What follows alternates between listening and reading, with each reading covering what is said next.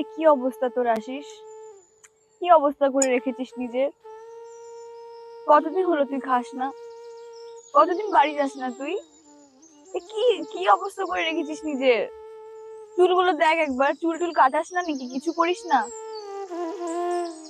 রাস্তায় রাস্তায় এভাবে ঘুরে বেরোস? কেন করছিস এরকম?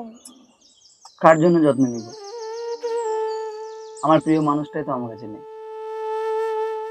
আমার এখন বিয়ে হয়ে গেছে আশিস, তোর লাইফে আমি আর নেই।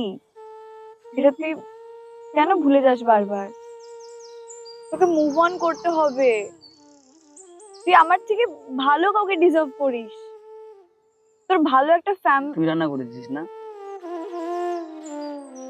খুব টেস্ট হয়েছে রে। তুই আগে যা রান্না করতিস, বিয়ের পর আরো ভালো রান্না শিখে গেছিস। সবই বিয়ের এফেক্ট। তুই তোর বরকে ভালো মতন রান্না করে যত্ন করে খাওয়াস, তাই না রে? খুব ভালো হয়েছে রান্নাটা। তোর কাছে একটা জিনিস চাইবো, দিবি? না, না, না, প্লিজ, এগুলো না।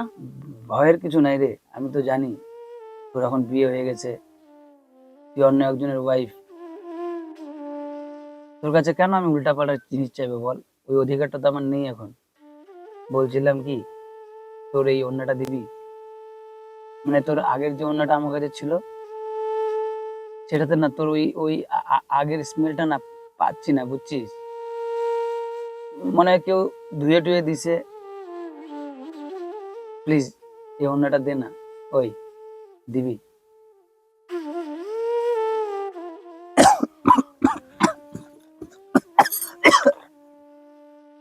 আস্তে, আর একটু খা।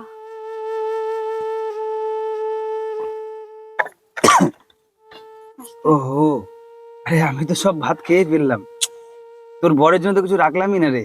ওহো, চুপ কর না তুই। বললামই তো আমি কিছুক্ষণের মধ্যে চলে যাব। এখন এসব কথা বললেই নয়। বললাম, তোর হাজবেন্ড কি তোর অফিসে যাওয়ার সময় এখনো কপালে চুমু খায়?